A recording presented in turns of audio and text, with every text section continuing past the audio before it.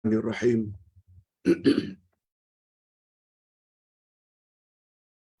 Alhamdulillah nahmaduhu wa nasta'inuhu wa nastaghfiruh. Wa na'udzu billahi min shururi anfusina wa min sayyiati a'malina.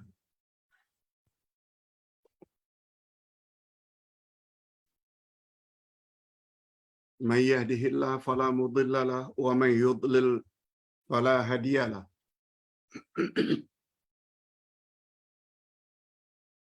Asyhadu an la ilaha illallah wahdahu la syarika lah wa asyhadu anna Muhammadan abduhu wa rasuluh la nabiyya ba'dah. Allahumma salli wa sallim ala nabiyyina Muhammad wa ala alihi wa sahbihi ajma'in, amma ba'd. Hadirin dan hadirat serta para pemirsa yang saya hormati, Assalamualaikum warahmatullahi wabarakatuh. Alhamdulillah, kita bersyukur kehadirat Allah Azza wa Jalla. Berkat taufiknya, walaupun agak terlambat, lebih kurang 13 minit atas sebab yang tidak dapat dielakkan, namun kita dapat meneruskan lagi pengajian kita pada hari ini, yang kita akan isi dengan 3 sesi seperti biasa, lebih kurang 40 minit. Kita akan bahas satu tajuk yang cukup baik, yaitu cobaan Allah Subhanahu wa taala terhadap manusia di dunia ini. Yang kedua, 5 soalan insya-Allah kita akan jawab. Dan yang ketiga, kita akhiri dengan doa. Okey. Tajuk yang akan kita bahas, yang kita tambah ilmu pada pagi ini, cobaan Allah Subhanahu wa taala terhadap manusia di dunia ini. Topik ini sangat mustahak. Lebih-lebih lagi bagi orang yang penakut, pengecut untuk menyebarkan kebenaran, takut dipulaukan, takut dituduh yang bukan-bukan. Topik ini sangat bermanfaat untuk orang yang punya sifat tersebut. Coba dengar nanti macam mana penjelasan Allah pada Nabi Muhammad sallallahu alaihi wasallam supaya baginda cekal dalam menyampaikan kebenaran, walaupun banyak orang yang tidak suka, walaupun banyak orang yang benci, yang tuduh baginda dengan berbagai-bagai tuduhan. Allah hibur Nabi dengan bermacam-macam hiburan. Dalam ayat 185 hingga 189 dari surat Ali Imran.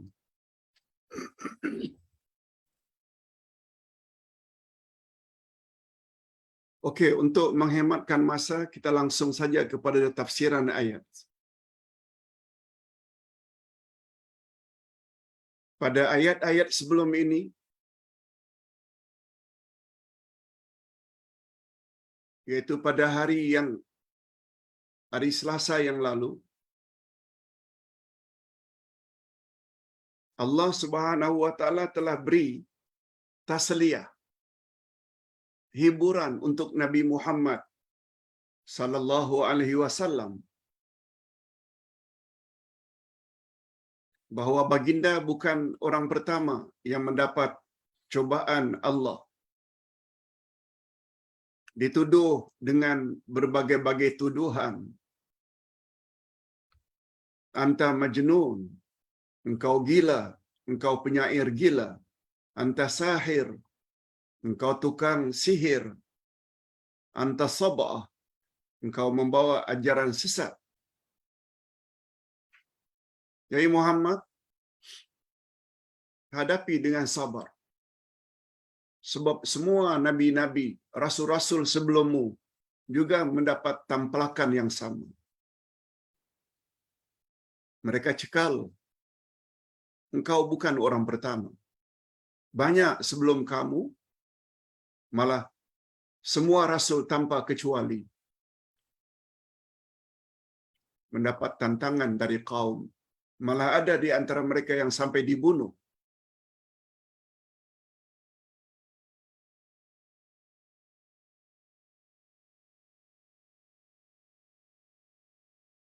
Kemudian pada ayat berikutnya, pelajaran kita hari ini, Allah Subhanahu wa taala tambah lagi tasliyah, yaitu hiburan untuk Nabi Muhammad sallallahu alaihi wasallam. Apa pula tasliyah hiburan kali ini? Mereka tidak akan dapat buat apa-apa terhadapmu, hai Muhammad.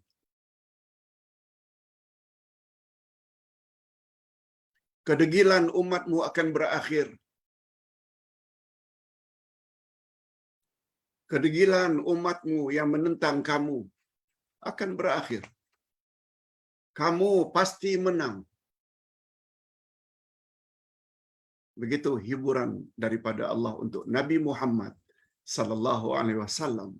Ini memberi isyarat orang yang ikut perjalanan dakwah Nabi Muhammad menyampaikan kebenaran, tak kira apa sikap kaumnya, terutama ketika mereka menentang. Jangan bimbang. Penentangan mereka akan berakhir. Maka turun ayat ini. Kita mulai dengan membaca ayat, kemudian membaca terjemah harfiah, literal translation, kemudian kita ambil pengajaran. Apa kata Allah? Ayat ini cukup popular. Ayat ini cukup familiar. Kita biasa dengar. A'udzubillahi minasyaitonirrajim. Kullu nafsin dha'iqatul maut. Wa innama tuwaffawna ujurakum yawmal qiyamah. Faman zuhziha 'anil nar wa udkhilal jannah faqad faz. Wa mal hayatud dunya illa mata'ul ghurur. Terjemahan harfiah. Tiap-tiap yang bernyawa, tiap-tiap yang berjiwa, tiap-tiap yang punya roh pasti akan merasakan mati. Dan sesungguhnya pada hari kiamat sajalah disempurnakan pahalamu. Barang siapa dijauhkan dari neraka, barang siapa yang dijauhkan dari neraka dan dimasukkan ke dalam syurga, maka sungguh dia telah beruntung. Allahumma ja'alna minhum. Ya Allah, masukkanlah kami ke dalam golongan orang yang terhindar dari neraka dan layak masuk syurga. Allahumma ja'alna minhum. Kemudian Allah teruskan, kehidupan dunia ini tidak lain hanyalah kesenangan yang memperdayakan. Mata'ul ghurur. Tidaklah kehidupan di dunia ini kecuali kesenangan yang memperdayakan. Kesenangan yang menipu.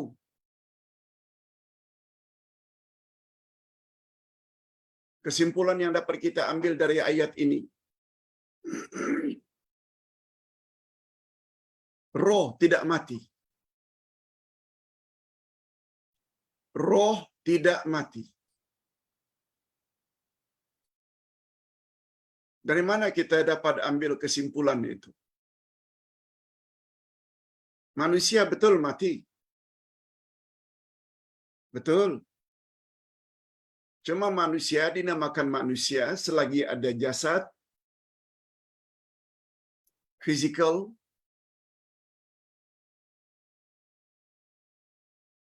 dan ada roh. baru namanya manusia. Himpunan badan dengan roh, itu namanya manusia. Kalau hanya ada badan tanpa roh, itu jenazah atau mayat. Ada roh, tidak ada jasad. Itu makhluk gaib, mungkin malaikat, mungkin jin. Manusia dinamakan manusia selagi ada jasad dan roh. Tadi Ustaz katakan bahwa roh itu kekal. Ya, pengajaran yang dapat diambil dari ayat, tiap yang bernyawa pasti merasakan mati. Manusia, maknanya binatang ke manusia ke akan merasakan mati. Hanya saja bila sudah mati, kita akan hidup di alam barzakh. Seterusnya kita akan hidup lagi di alam akhirat. Di alam barzakh saja kita dah rasakan, kalau tidak nikmat kubur, azab kubur. Roh di situ akan merasakan. Kalau nikmat yang sungguh-sungguh dalam kubur, kalau yang dikuburkan itu orang yang baik-baik, orang-orang saleh, mudah-mudahan kita termasuk ke dalam golongan ini. Malah Allah sebut di dalam kubur mereka mendapat rezeki, wahum yurzaqun. Mereka dapat merasakan rezeki. Tak sama dengan rezeki di dunia, tapi dengan dapat merasakan, maknanya rohnya hidup. Kalau roh juga mati, dia tak rasa apa-apa. Begitu juga sebaliknya. Kalau yang masuk itu orang kafir, yang masuk itu orang Islam yang banyak buat syirik, sehingga amal salehnya ditolak, tidak ada value, juga dia akan rasakan azab. Yang digambarkan oleh Nabi, mereka akan dililit oleh ular. Mereka akan dilahap oleh ular dalam kubur. Semuanya mereka rasakan. Na'udzubillahi min dzalik. Kesimpulannya, kullu nafsin dha'iqatul maut. Tiap-tiap yang ada nyawa mesti akan mati. Betul. Jasadnya yang mati. Mata walaupun tidak rosak, tidak function lagi. Lidah walaupun tidak rosak, tidak boleh bercakap lagi. Kaki walaupun tidak rosak, dia tidak boleh berjalan setelah dia mati. Yang mati itu jasad, roh tidak. Bila ditanya apa bukti roh itu tidak mati, dia akan rasakan nikmat atau azab dalam kubur, dan dia akan rasakan nikmat atau azab di akhirat setelah berhisab. Yes. Itu pengajarannya. Adapun Allah Subhanahu wa taala gunakan istilah innama yutawaffawna ujurakum yaumal qiyamah. Dari perkataan yutawaffawna, kelak sesungguhnya pada hari kiamat sajalah disempurnakan ganjarannya. Ujurakum, ajrun. Allah gunakan istilah disempurnakan ini dengan yutawaffawna, dari kata wafa. Bahasa kita, wafat itu selalu diartikan dengan mati. Mata yamutu maitun atau mautun, maut. Orang mati dipanggil mayat atau jenazah. Orang selalu juga sebut mati itu lebih-lebih lagi khas untuk orang-orang yang mulia, Seperti Nabi Muhammad sallallahu alaihi wasallam, kita tidak sebut mati tapi wafat, atau alim ulama wafat, meninggal dunia. Dr. Yusuf Al-Qaradawi wafat beberapa hari yang lalu. Biasanya kita gunakan wafat sama dengan makna mati atau meninggal dunia. Alam dunia ditinggalkan. Itu disebut dengan mati atau wafat. Nah sekarang, apa beza mati dengan wafat? Perlu tahu. Memahami makna wafat sangat menolong agar kita jadi orang yang takut kepada Allah. Yutawaffawna dari kata wafat diartikan dengan disempurnakan.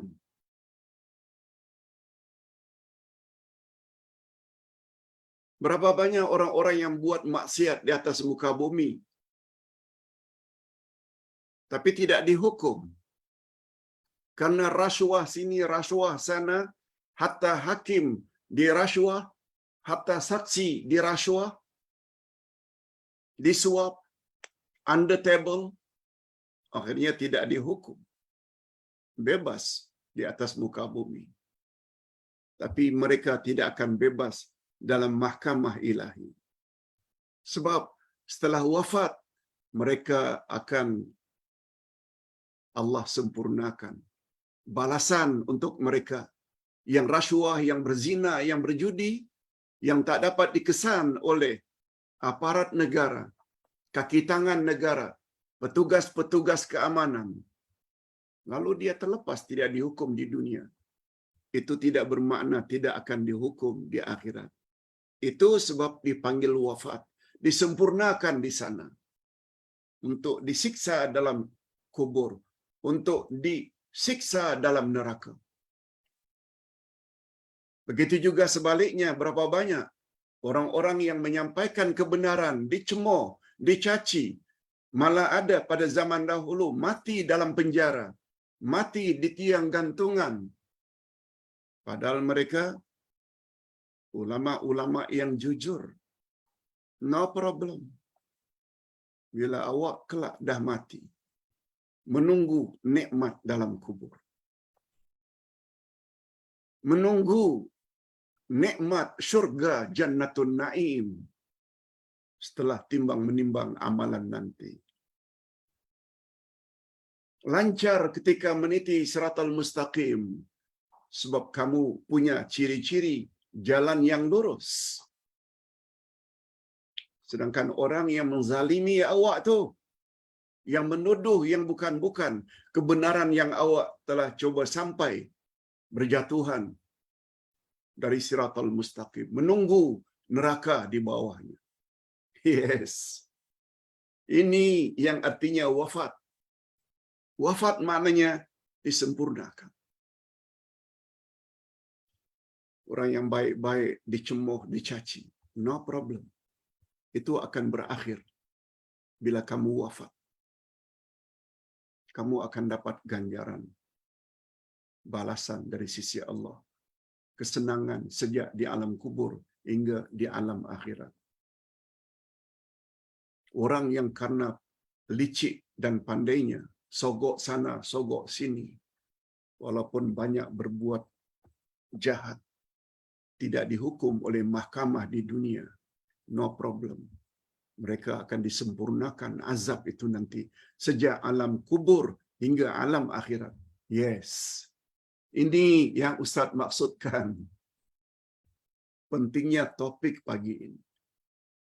Sehingga kita yang tahu suatu kebenaran tidak lekas give up, tidak lekas serik, kita hadapi dengan tenang. Apalagi kita yang sudah tua, tak lama lagi akan mati. Yang kita harap reda Allah, bukan reda manusia. Okey. Itu sebabnya Nabi Muhammad sallallahu alaihi wasallam bersabda dalam satu hadis, al-qabru rawdatun min riyadil jannah atau hufratun min hufarin nar. kubur itu taubahnya bagaikan taman-taman syurga, atau sebaliknya kubur itu bagaikan kawah dari kawah-kawah api neraka. Tergantung siapa yang masuk. Hadis Nabi ini selalu dijadikan sebagai doa. Allahumma ja'al qabrahu raudatan min riyadil jannah. Ya Allah, jadikanlah kuburannya bagaikan taman dari taman-taman syurga. Wala taj'al qabrahu hufratan min hufarin nar. Jangan engkau jadikan kuburannya bagaikan kawah dari kawah-kawah api neraka.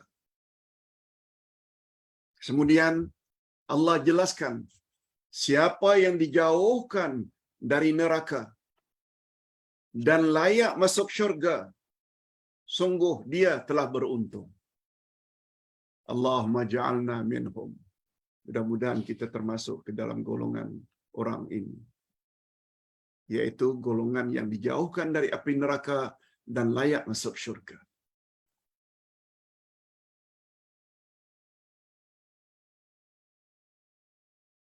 Dan untuk mencapai martabat tersebut, terhindar dari neraka, layak masuk syurga, perlu beberapa sifat, perlu beberapa syarat.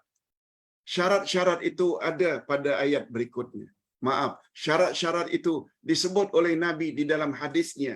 Riwayat Imam Ahmad. Apa kata hadis? Man ahabba ayyuzahzaha 'anil nar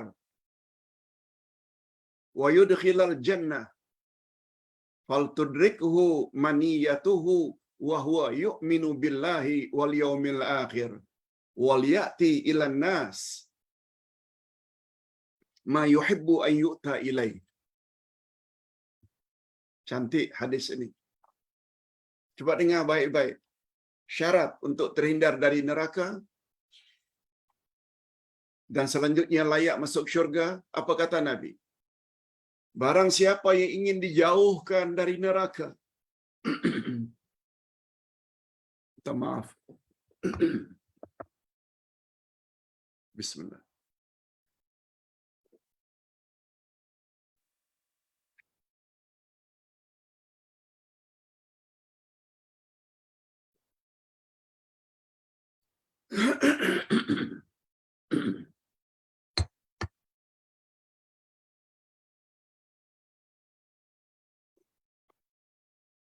Ustaz ulang terjemahan hadis Nabi. Barang siapa yang ingin dijauhkan dari api neraka dan dimasukkan ke dalam syurga, hendaklah dia mati dalam keadaan beriman kepada Allah. Syarat. Itu sebabnya salah satu topik khasnya forum perdana 2 malam yang lalu di Pulau Pinang. Topiknya sangat bagus. Sila dengar rakamannya. Akidah yang selamat adalah titian ke akhirat. Akidah. Akidah yang selamat dari syirik, khurafat, takhayul. Itu adalah syarat untuk kelancaran melalui titian siratal mustaqim sehingga sampai ke destinasi syurga. Syarat. Sila dengar baik-baik rakaman tersebut. Ustaz ulang, siapa yang ingin dijauhkan dari neraka dan dimasukkan ke dalam syurga, syarat pertama, hendaklah ia beriman kepada Allah dengan iman yang sebenar. Dan beriman pada hari akhirat, bahwa setelah mati kita akan hidup balik untuk menerima balasan. Dan hendaklah syarat selanjutnya, hendaklah dia berbuat kepada manusia lain seperti yang dia sukai orang lain berbuat kepadanya.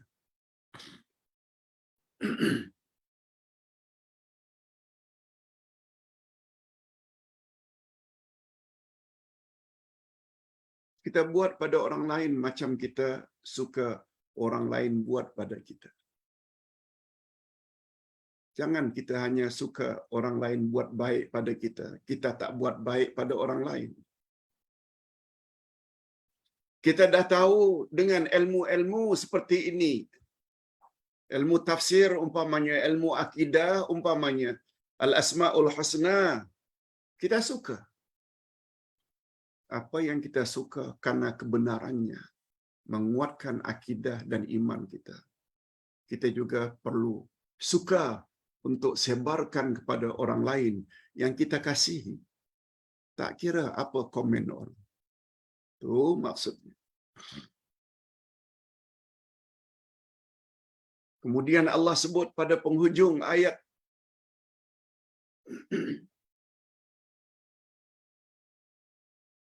apa kata Allah?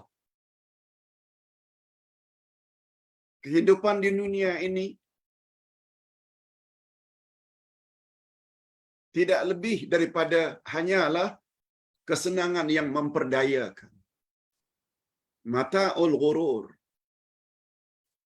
Senang macam mana pun di atas dunia ini, banyak duit, pangkat tinggi, dihormati orang. Itu adalah kesenangan yang menipu, yang memperdayakan diri. Oleh sebab itu bila ada harta, jangan sampai diperdayakan oleh harta. Akhirnya bersifat bakhil. Yang ada ilmu, jangan diperdayakan dengan luasnya ilmu sehingga enggan menyampaikan kepada orang lain. Jangan. Punya pangkat, manfaatkan pangkat dan kedudukan untuk agama Allah. Yes. Kesenangan yang dirasakan di dunia berupa makanan, minuman, pangkat, kedudukan, dan sebagainya pada umumnya memperdayakan manusia. Disangkanya itulah kebahagiaan, lalu tenggelam di dalamnya. Kalau yang cantik bangga dengan kecantikannya, kalau yang ganteng, yang handsome bangga dengan kehandsomannya, kalau punya status berkedudukan sebagai menteri, pengetua ini, pengetua itu, bangga dengan kedudukannya. Jangan. Itu semua adalah kesenangan yang memperdayakan.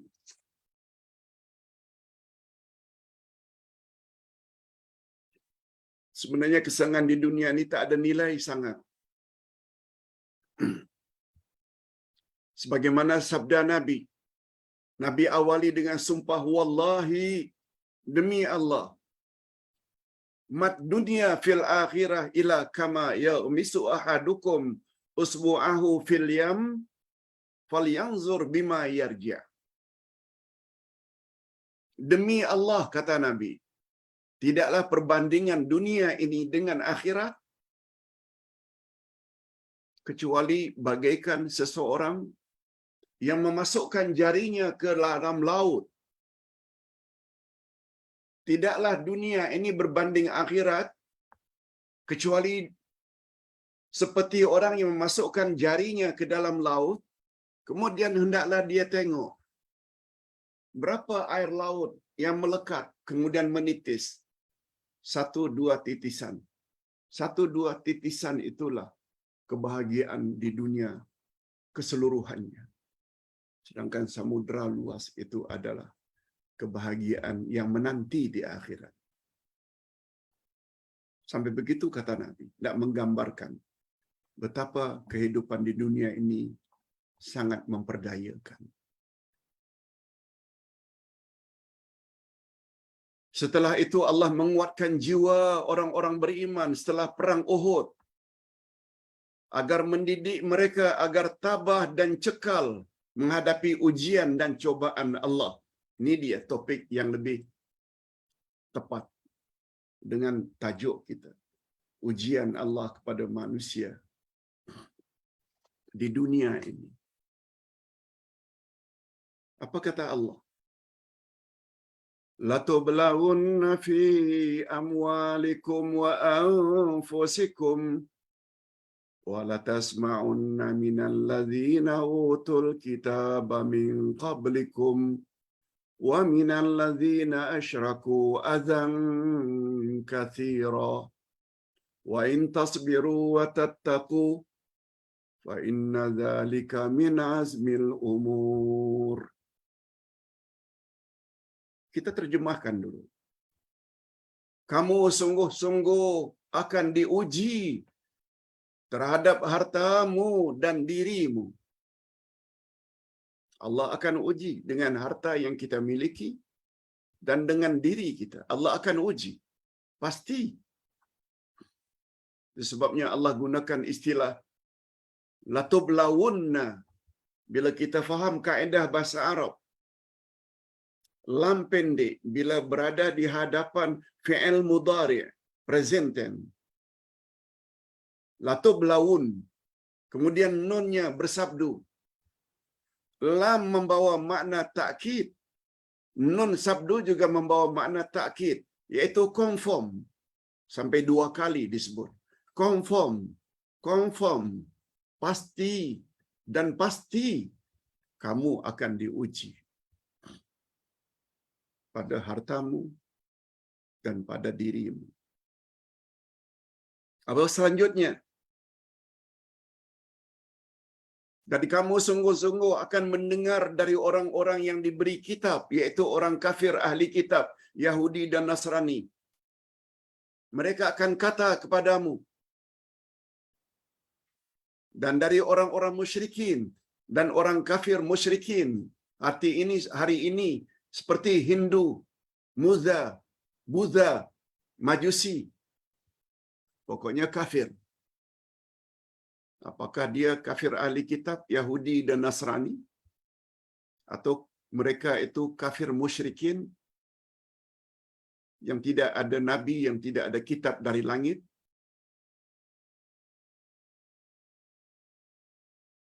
Mereka akan ganggu kamu dan menyakitkan hati kamu. Coba tengok apa yang orang-orang kafir buat di Malaysia. Ingin gugat kedudukan Islam sebagai agama resmi. Ingin gugat bahasa Melayu bahasa resmi. Ingin gugat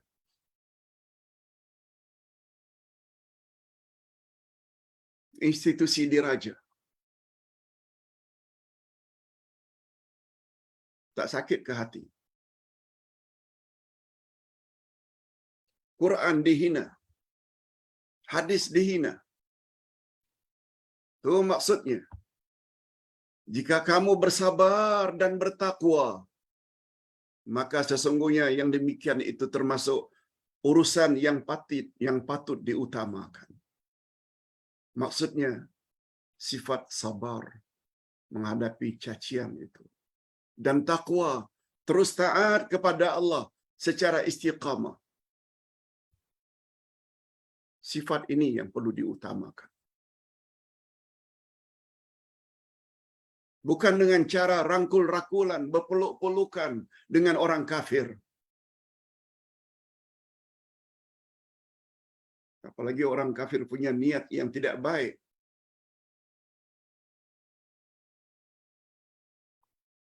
Sabar.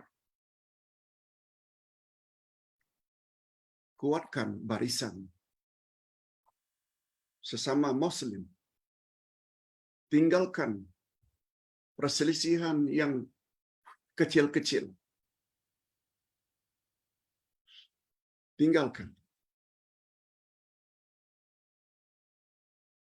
Adapun maksud kamu sungguh-sungguh akan diuji terhadap hartamu dan anakmu atau dirimu, Allah ingin menerangkan bahawa setiap mukmin pasti dicoba oleh Allah. dengan hartanya, dengan dirinya, anak-anaknya, ahli keluarganya. Itu maksudnya, pasti. Tidak boleh tidak. Setiap orang yang beriman akan diuji sesuai dengan kekuatan agamanya. Sekiranya dia orang yang kuat berpegang dengan ajaran agamanya, maka ujiannya akan lebih besar pula. Macam itu. Bagus juga kalau Ustaz sebutkan di sini sabda Nabi. Ketika Nabi ditanya, ketika Nabi bertanya kepada para sahabat,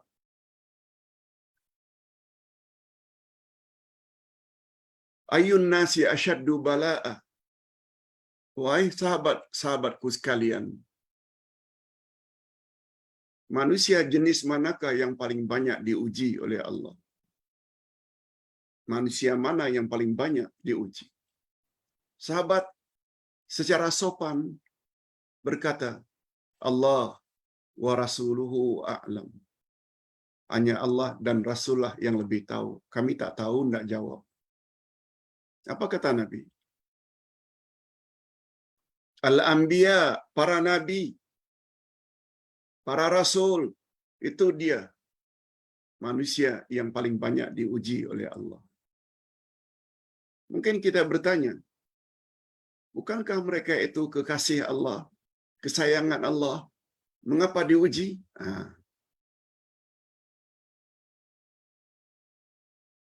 Itu sebabnya dari sekian banyak Rasul, 5 yang paling tinggi derajatnya, ulul azmi, Nuh, Ibrahim, Musa, Isa, dan Nabi Muhammad sallallahu alaihi wasallam. Mana ada rasul yang berdakwah sampai 950 tahun? Pengikutnya hanya 83 orang. No, jawabannya. Mana ada rasul yang pernah dilempar ke dalam api yang bernyala-nyala? Ibrahim, jawabannya. Mana ada rasul yang disuruh agar menyembelih anak kandungnya sendiri? Ibrahim.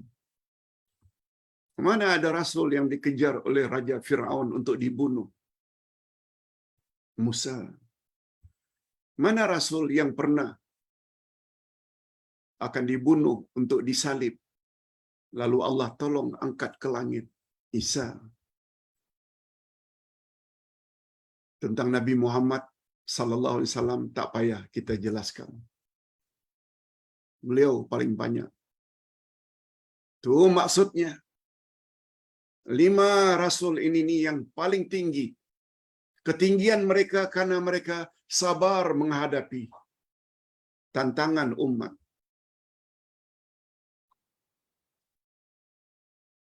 Kemudian sahabat bertanya, "Summan ya Rasulullah?" Setelah para rasul itu, siapa lagi orang yang paling banyak diuji oleh Allah? Jawab Nabi, as-salihun, orang-orang saleh. Mudah-mudahan kita termasuk ke dalam golongan orang-orang saleh.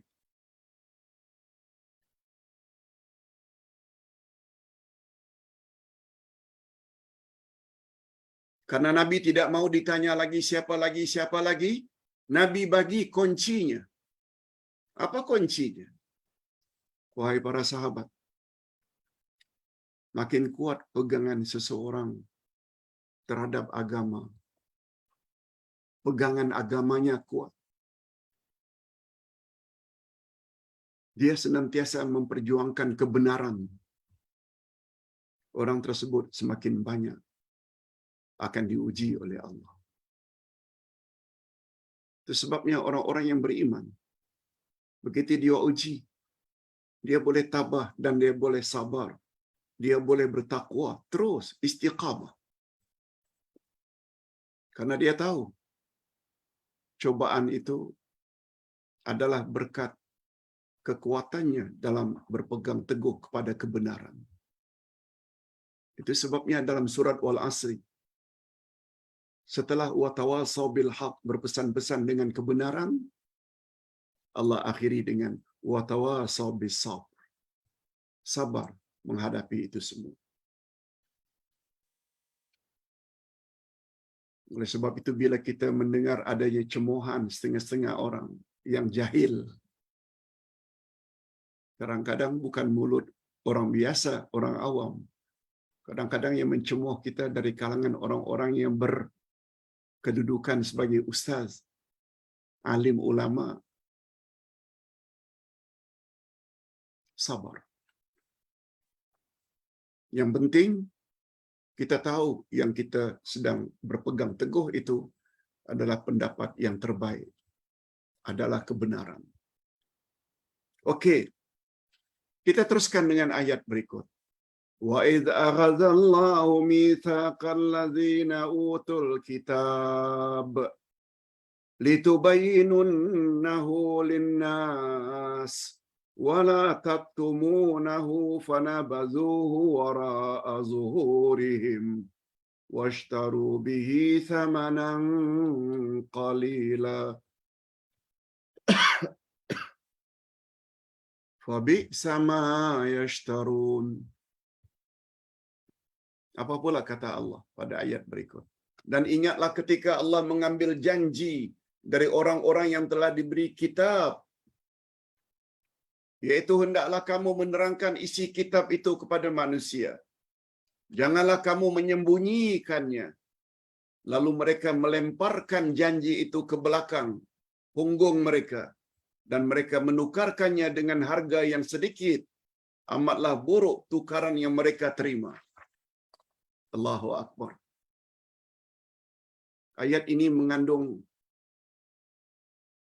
amaran keras daripada Allah. Hei umat Muhammad, jangan punya sifat macam sifat orang kafir. Ahli kitab yang ada Taurat dan Injil disuruh oleh Allah menyampaikan kandungan sebenar Taurat dan Injil yang original. Tapi mereka tak sampaikan. Mereka sembunyikan khasnya yang berkaitan dengan akan munculnya Rasul akhir zaman. Mereka sembunyikan. Karena hendak mengekalkan ajaran Yahudi dan Nasrani.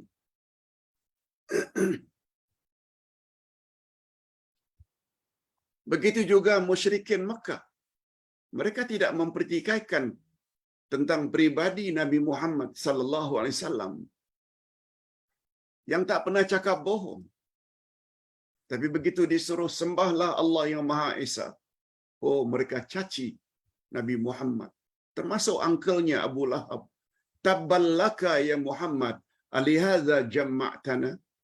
Celaka kamu, hai Muhammad. Apakah untuk mengatakan itu, engkau himpun kami di sini?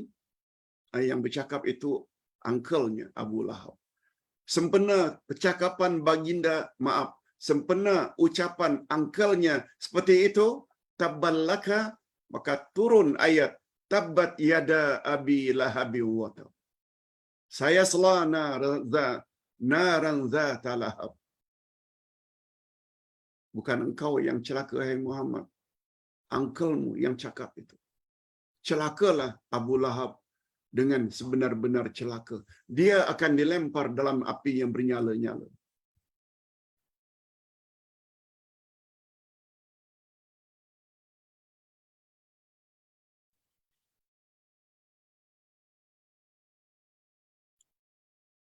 Mereka telah menukar reda Allah yang abadi dengan nilai yang sangat sedikit karena ingin mengekalkan agama mereka,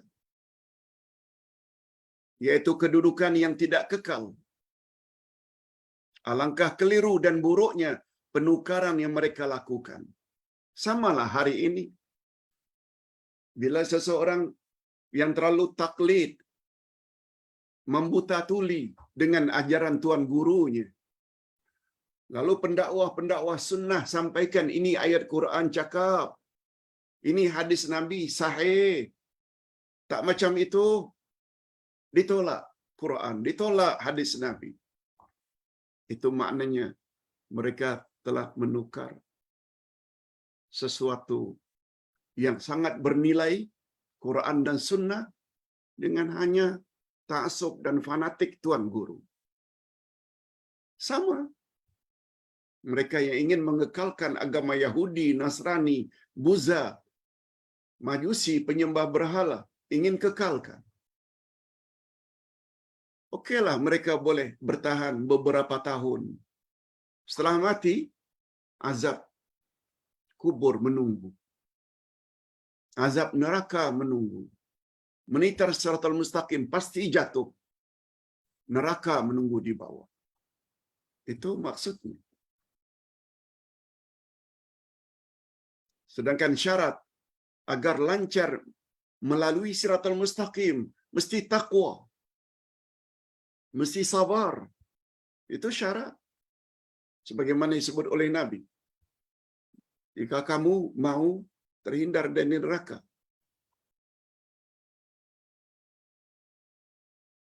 dan masuk ke dalam syurga, mantapkan imanmu terhadap Allah, mantapkan imanmu terhadap hari akhirat, dan hendaklah kamu berbuat baik kepada orang lain, sebagaimana kamu mau orang lain berbuat baik kepadamu. Yes. Jangan sembunyikan ilmu yang telah kita miliki. Hei para pendakwah, hei para ustaz yang faham Quran dan Sunnah. Lebih memilih untuk berdakwah secara mainstream, ikut amalan orang ramai. Padahal di dalamnya ada unsur syirik, ada unsur khurafat, ada unsur bid'ah, tetap dipertahankan. Apa yang datang dari Quran dan Sunnah diabaikan. Jangan. Karena ingin mendapat nama yang hanya sementara di atas muka bumi, lalu mereka bersikap sebagaimana yang disebut oleh Nabi. Riwayat Imam Ahmad, Ashabus Sunan, Al-Hakim. Apa kata Nabi? Man su'ila an ilmin fakatamahu uljima yaumal qiyamah bilijamin min nar. Siapa yang ditanya tentang sesuatu lalu disembunyikannya jawabannya,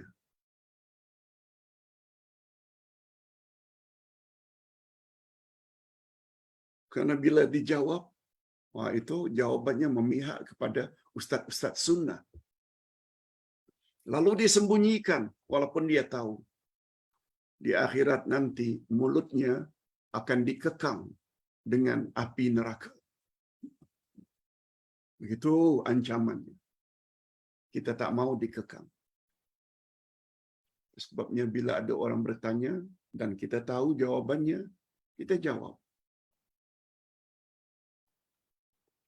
Hadirin dan hadirat, ayat second last, apa kata Allah? La tahsabanna alladhina yafrahuna bima atau wa yuhibbuna an yuhmadu bima lam yaf'alu fala tahsabannahum bimafazatin minal azab walahum azabun alim. Terjemahan harfiah. Janganlah sekali-kali kamu menyangka orang-orang yang gembira dengan apa yang mereka telah kerjakan itu, dan mereka suka supaya dipuji terhadap perbuatan yang belum dikerjakan. Janganlah kamu menyangka bahwa mereka terlepas dari siksaan, dan bagi mereka siksa yang pedih. Ini amaran Allah. Orang yang happy dengan kebatilan yang mereka anjurkan selama ini,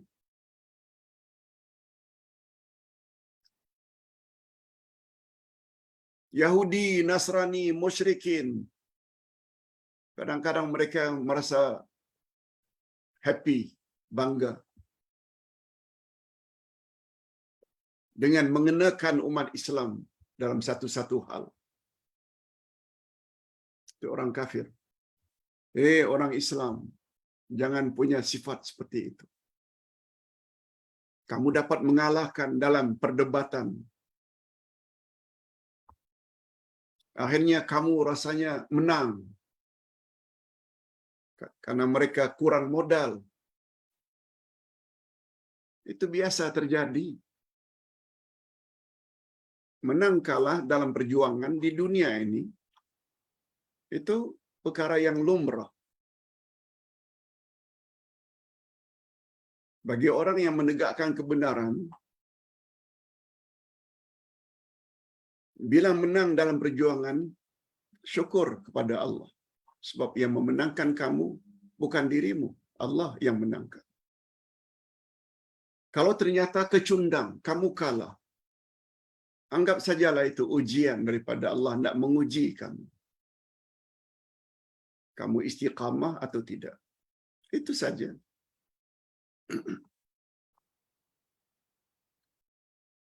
Itu sebabnya ikuti jejak langkah Umar ibn al-Khattab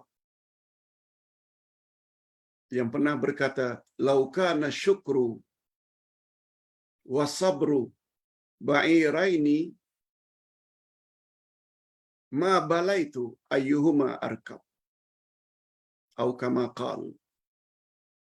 Kalaulah syukur dan sabar itu bagaikan dua ekor onta.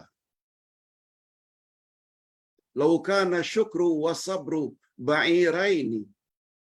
Andai kata syukur dan sabar itu bagaikan dua ekor onta. Ma balaitu atau ma ablaitu. I don't care. Onta yang mana yang patut aku tunggangi. Maksudnya, orang beriman itu, bila dapat nikmat, dia syukur. Bila dapat ujian atau musibah, dia sabar. Itu sifat orang-orang yang beriman. Itu sebabnya kata Umar ibn Khattab, syukur dan sabar bagaikan dua ekor onta.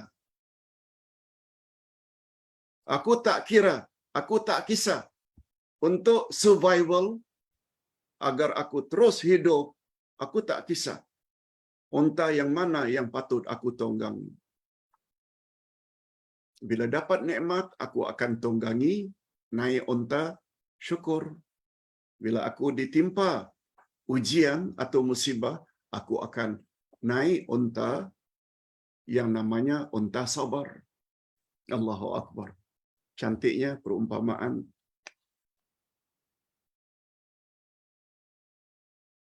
Daripada Umar ibn al-Khattab. Nah, kita sampai ke bahagian yang terakhir. Mengapa kita perlu bersabar dan bertakwa? Sebab segala-galanya adalah milik Allah.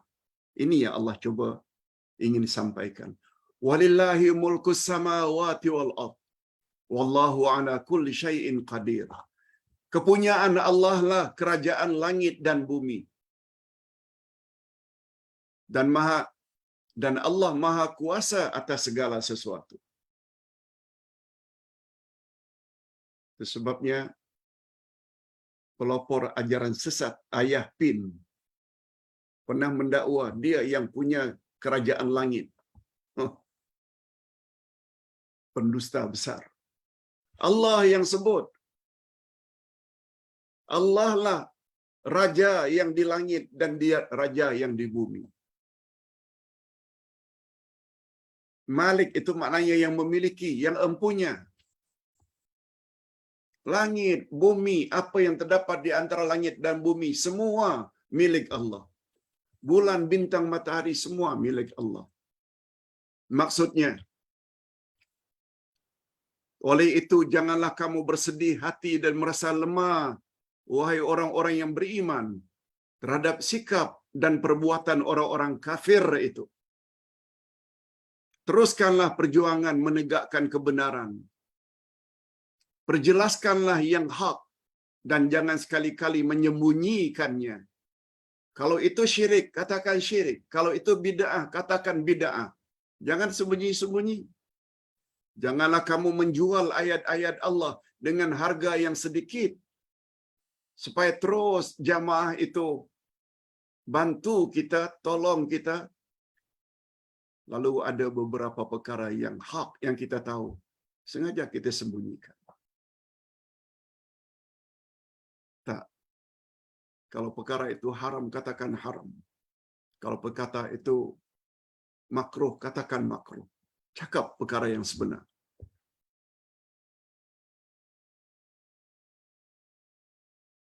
Cukuplah Allah yang akan memenuhi keinginanmu dan melenyapkan segala bentuk kemungkaran, karena kepunyaannya kerajaan langit dan bumi. Dia maha kuasa atas segala sesuatu. Tidak berat baginya, bagi Allah tak berat untuk menolong kamu, memusnahkan orang-orang yang mengganggu dan menyakitkan hatimu itu dari kalangan ahli kitab atau musyrikin. Itu sepatutnya sikap yang kita perlu miliki. Ustaz kira lebih kurang 55 minit kita telah bahas bab ini. Semoga menjadi pengajaran bagi kita. Berikut ini kita masuk sesi yang kedua, iaitu menjawab beberapa pertanyaan yang Ustaz simpulkan. Allahu Akbar. Banyak sungguh, belasan pertanyaan. Ustaz tidak akan jawab semua. Jadi Jumaat, Sabtu, Ahad, 3 hari pertanyaan banyak yang datang, termasuk pagi ini. Minta maaf kalau Ustaz akan jawab esok, lusa insya-Allah, karena terlalu banyak. Tidak jawab boleh, tetapi terlalu singkat, bimbang, tidak faham. Jadi Ustaz ambil dari belasan soalan itu, hanya 4 soalan saja. Pak Ustaz, pertanyaan pertama, apakah kita disuruh mengalu-alukan kedatangan bulan Rabiul Awal sempena Maulidin Nabi?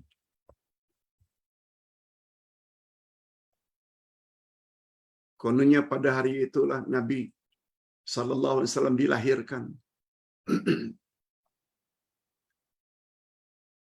Pertanyaannya, betulkah ada ustaz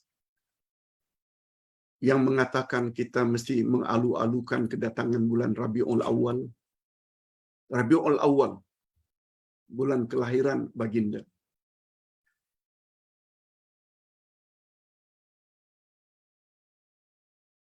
Jawaban ustaz, yang datang dari Nabi sallallahu alaihi wasallam, hendaklah kamu mengalu-alukan kedatangan bulan Ramadan. Itu ada. Karena Ramadan bulan berkat. Sehingga dikatakan doa para sahabat dalam 1 tahun dari satu sudut terhadap bulan Ramadan 2 saja. 6 bulan sebelum datang Ramadan, mereka berdoa, Ya Allah, panjangkanlah usia kami sehingga dapat menemui bulan Ramadan. Balighna Ramadan.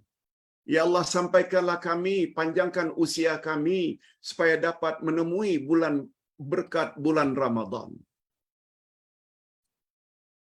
Karena dalam bulan Ramadan banyak keistimewaan yang tidak ada pada bulan-bulan yang lain. Oleh sebab itu, bila kita berdoa mengalu-alukan kedatangan Ramadan, kita semakin happy.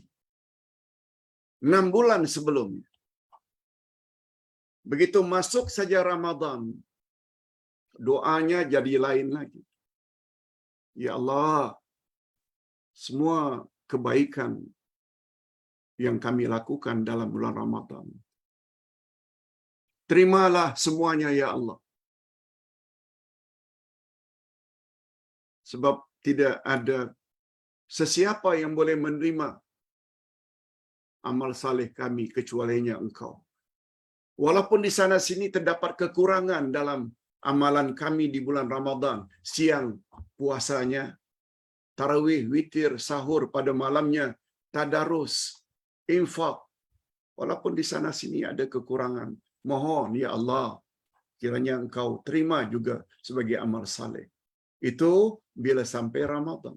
Terus menerus bulan berikutnya, Syawal, Zulqa'dah, Zulhijjah, Muharram, Safar, minta supaya Allah kabulkan semua amal saleh kita dalam bulan Ramadan. Begitu cara para sahabat berdoa. Cuma terhadap bulan Ramadan, bukan Rabiul Awal. Tidak ada datang dari Nabi sallallahu alaihi wasallam. Itu hanya rekaan para alim ulama.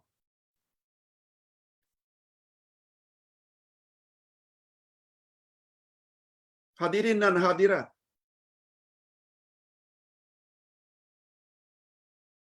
jangan dikira ya, Rabiul Awal itu tahun kelahiran baginda. Bulan Rabiul Awal jugalah bulan kewafatan baginda. Baginda wafat pada bulan Rabiul Awal. Mengapa kita mengalu-alukan kedatangan bulan Ramadan? Okeylah dari sudut, karena pada hari itu muncul manusia yang paling istimewa, yang bila kita ikut, kita akan bahagia dunia akhirat. Tapi bukankah bulan itu juga kewafatan baginda? Apakah kita suka baginda wafat?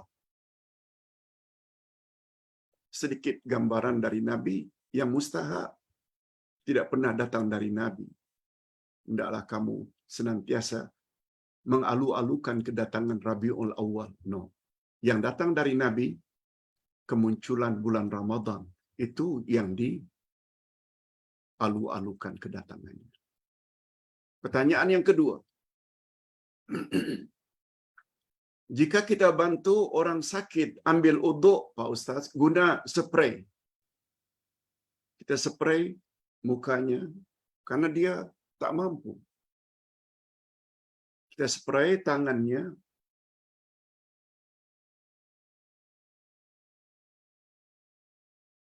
Mengapa spray? Tidak boleh gunakan tawel basah.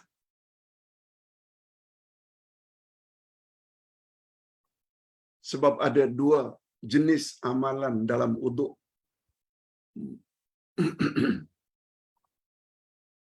Kita ambil yang rukunnya, muka, tangan, kepala, kaki.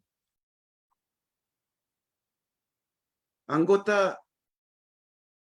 tersebut mesti dibasuh, mesti disapu. Cuma ada beza basuh dengan sapu.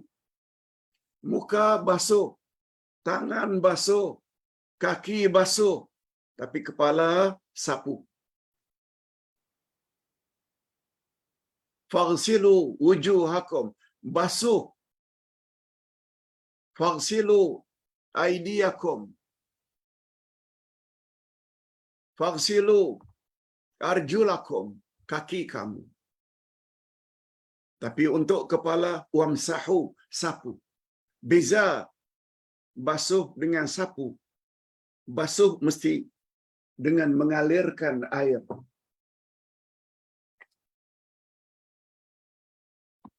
Sama ada dalam pesawat, tak boleh gunakan air banyak. Kita boleh gunakan air, masukkan dalam botol lalu dispray. Itu maknanya air akan mengalir, lalu kita usap. Ingin 2 kali, spray lagi. Kali kedua, kali ketiga. Diusap, diratakan.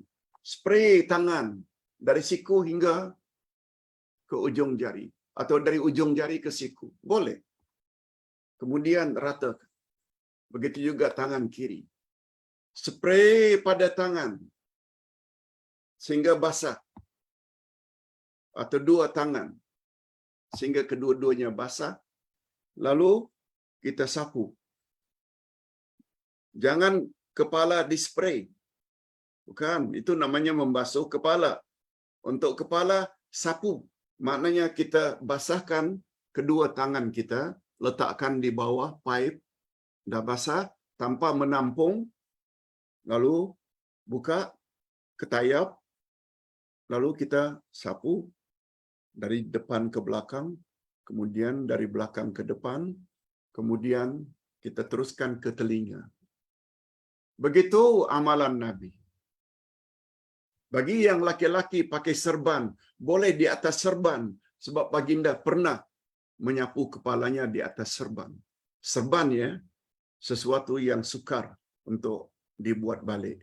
Tapi ketayap tidak, karena dia mudah dicabut,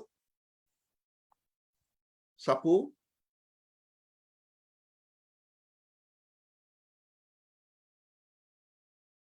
pakai balik, sesuatu yang tidak susah. Itu makna sapu. Kemudian spray kaki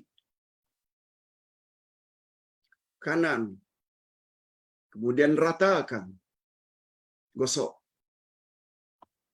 Menggosok untuk muka, tangan, dan kaki, hukumnya sunat. Digosok tadlik. Tadlik itu sunat. Tapi andai kata air sudah mengalir saja sampai ke semua bahagian yang perlu dibasuh, sudah memadai dan sah wuduknya. Cuma timbul pertanyaan.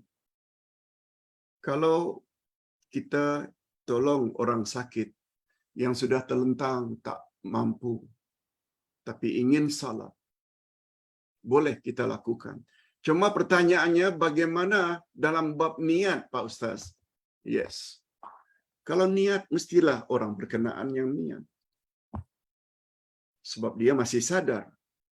Sebab orang yang sudah tidak sadar, seperti dalam keadaan koma, tidak wajib salat. Tidak wajib. Orang yang koma, tak dapat berkata-kata, tak dapat memahami cakap orang, tak wajib salat. Sebab wajib salat itu, selain baligh, juga akil, berakal. Macam mana hendak niat, padahal niat itu rukun. Niat mestilah orang yang ada ingatan. Jadi niat dalam bab beruduk tadi, itu adalah kewajiban yang punya diri, bukan yang menolong. Hadirin dan hadirat, pertanyaan yang ketiga. Ada jenis zikir diajar Nabi sallallahu alaihi wasallam seperti di atas, Pak Ustaz. Apakah itu bermakna kita layak mendapat ganjaran yang berlipat ganda bilangannya? Ustaz bacakan doanya atau zikirnya. Dikirim kepada Ustaz doa tersebut. Apa itu doanya, Pak Ustaz? Ini dia.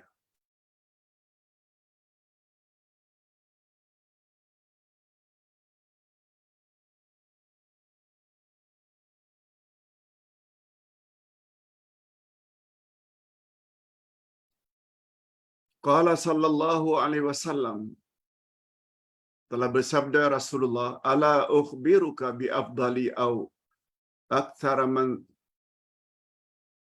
zakarakal lail au aktsar min dzikrikal lail ma'an nahar wan nahar ma'al lail. Maukah kamu sekalian aku ajar zikir yang sangat afdal, yang sangat banyak kelebihannya daripada zikir malam ke zikir siang, yaitu kamu membaca zikir ini, subhanallah adada ma khalaq, subhanallah maha suci Allah sebanyak makhluk. Bayangkan makhluk sekian banyak. Subhanallah mil'a ma khalaq, subhanallah sepenuh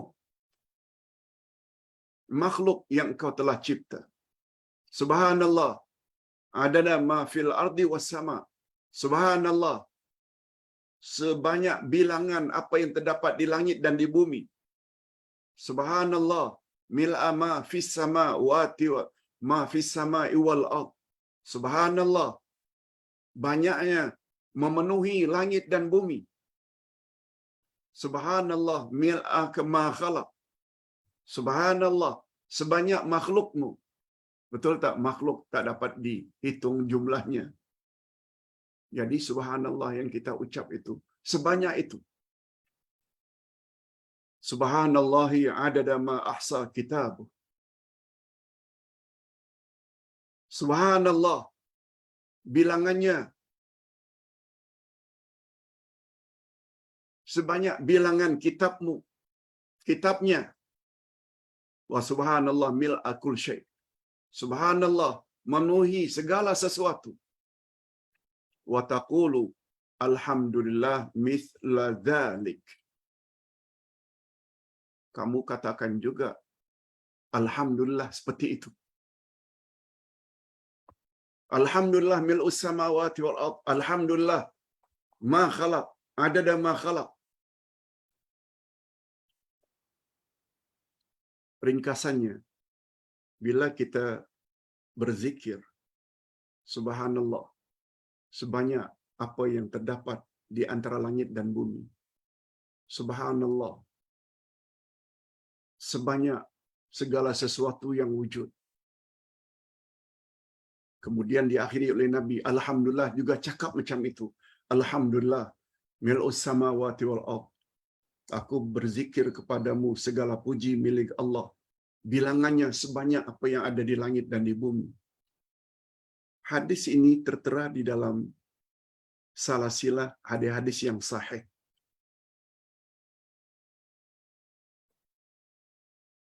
Yang ditanya oleh penanya, Pak Ustaz,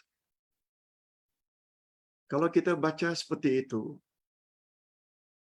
apakah kita layak dapat ganjaran sebanyak itu? Jawabannya senang saja. Ini datang dari Nabi. Bukan direka-reka oleh alim ulama, kiai ke, habib ke, bukan. Datang dari Nabi. Hadisnya sahih. Itu bermakna dibenarkan.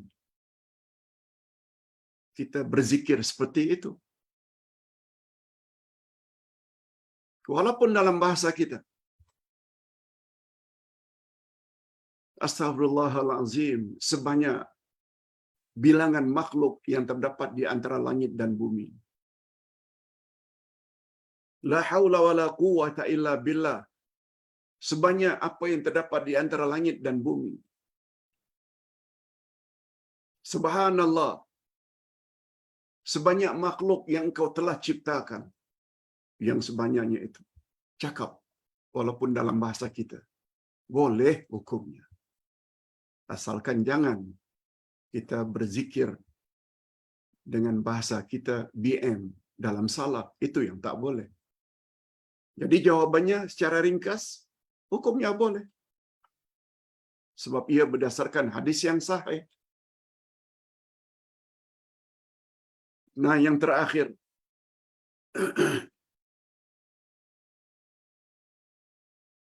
Mohon penjelasan Uday tentang larangan jual beli dalam masjid. Akhir-akhir ini sungguh banyak ustaz-ustaz yang menawarkan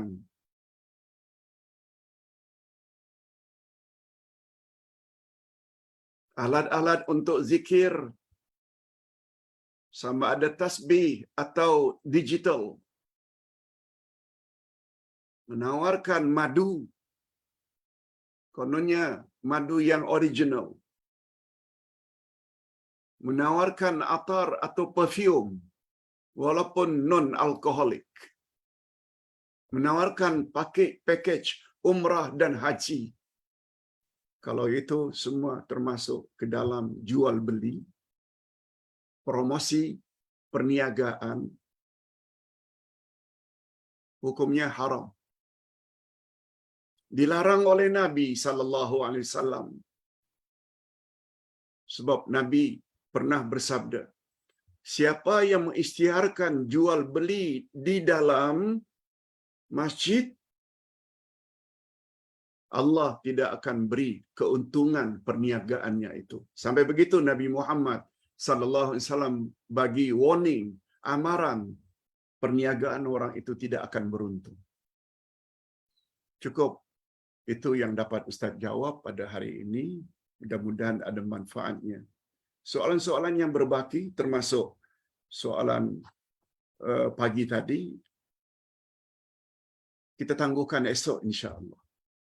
Kita akhiri dengan doa. Alhamdulillahirabbil alamin wassalatu wassalamu ala asyrafil anbiya'i wal mursalin wa ala alihi wa sahbihi ajma'in. Rabbana ighfir lana dzunubana wa liwalidina warhamhum kama rabbawna shighara. Rabbana hab lana min azwajina wa dhurriyyatina qurrata a'yun waj'alna lil muttaqina imama.